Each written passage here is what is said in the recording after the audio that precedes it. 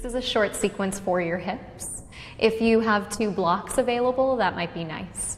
We'll begin in Supta Baddha Konasana, which means the soles of the feet will come together and the knees will fall apart. Go ahead and float your left hand to your heart and your right hand to your belly. And as you close the eyes, just start to notice your breath. And so what we can see here is that Steph's knees are a little bit high off the mat. If that's the case for you at home and you feel pulling on your inner thighs, you might slide the blocks underneath your knees and give yourself a little bit of support so that the inner thighs don't feel like they're pulling too much. That's optional. You get to choose the intensity of your practice always. And so as you start to step into your breath, give yourself a few moments here to really drop in. This is the hip sequence that's a little more calming, a little more grounding, great to do just before bed. And so let's set the intention of grounding, of letting go of any excess energy or distraction, and really allowing ourselves the space to dive into the body in a relaxed and intuitive way. Letting the eyes close, letting the eyes be heavy, and just allowing the breath to do the work. Knowing that there's nothing you need to do except breathe, that the yoga will always take care of itself.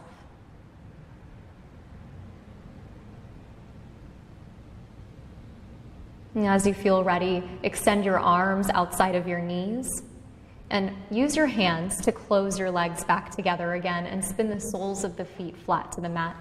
If there are blocks there, you'll reach down and just kind of slide them out of the way.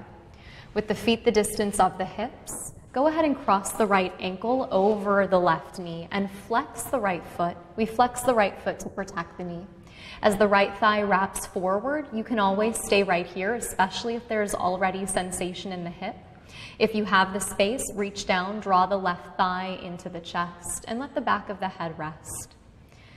And so really nice tonight, or maybe today, that we're just taking the time to drop in, not having to lift the head, not having to overexert ourselves in any way. Really feeling where your body is connected to the mat as you breathe into your hip. So simultaneously grounding and opening as you move through these shapes. And so what we see here is Steph is holding the front of her knee. That's absolutely fine. If you have any knee injury at home, you can always hold behind the thigh. Both are correct. And you want to find a support system that doesn't distract you from the hip. Take one more inhale here. As you exhale, lower the left foot down toward the mat, but keep the right ankle where it is and spread your arms out wide with your palms spinning to the sky. As you exhale, you're going to drop the left knee and the sole of the right foot all the way over to the left. The sole of the right foot touches the floor and the right knee moves forward just a bit. And what you want to imagine is that the right side of your body could anchor down toward the floor. It won't actually get there. The right hip will probably stay lifted almost always. But if you just send the right hip that gentle energy of trying to touch down onto the earth, it'll deepen into the stretch a little bit. Collarbones wide. Back of the head heavy and front of the throat still open as you breathe deep. On the inhale, coming back through the center line, slide the right thigh on top of the left thigh. And as you squeeze the inner thighs together, draw the knees toward the chest and kick the feet away from each other. Reach down with the hands and take the under edges of the feet, what we call Gomukhasana, as you recline back. And then as the feet spread away from each other, flex the feet. That's going to help protect the knees. And then as the shins attempt to lift parallel to the mat, see if your tailbone can get heavy. Keep lengthening your tailbone down toward the earth. And then just an easy breath, big inhale, down into the right hip. Spread the arms as you exhale. Easy twist, drop the knees over to the left. Shift the hips, the gaze over to the right.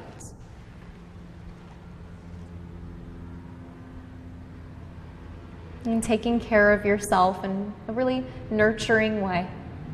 Using your breath as a steady guidance system, just to give you this time that you've carved out. Even though it's a short corner of time, it has the opportunity to be meaningful to you. Inhale, come back through the center, uncross the right leg, plant the right foot to the mat, and same thing second side. Left ankle crosses over the right knee, flex the left foot. Either stay here or draw the right thigh into the chest. And hips still gently squaring forward toward the top of the mat. Noticing that especially if the hips are tight, that your jaw remains soft. And every now and then, if there's a sound, note it and come back to your breath. Take one last deep inhale. Spread your arms out wide as you exhale. Lower your right foot down toward the mat and then drop the right knee and the sole of the left foot to the right. Stand the left foot onto the earth. Open the knee forward toward the top of the mat. And then just the best that you can, think about the left waist getting heavy as if it could lower down toward the floor, as if the back of your left hip could touch the earth, and just that gentle indication in the back will help to deepen into the stretch.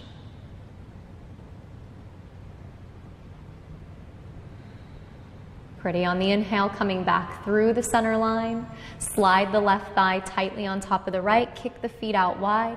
Gomukhasana, reach for the under edges of the feet. That helps to keep them from sickling. Lift the shins, and then take your tailbone and reach it down toward the earth. And maybe it'll touch the earth, maybe it won't. We want to see if the spine can be long, if the back can be flat.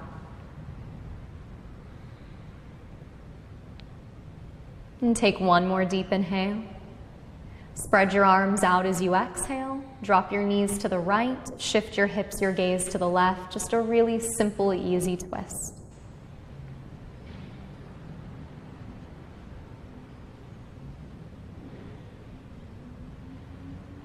On the inhale, coming back through the center. Uncross the legs. Reach down, hug and squeeze the knees into the chest. Take a deep inhale here. And as you exhale, release the arms, release the legs, let the feet fall away from each other and take a gentle rest. This was a short sequence for your hips. Hope you enjoy. Stay as long as you can. Namaste.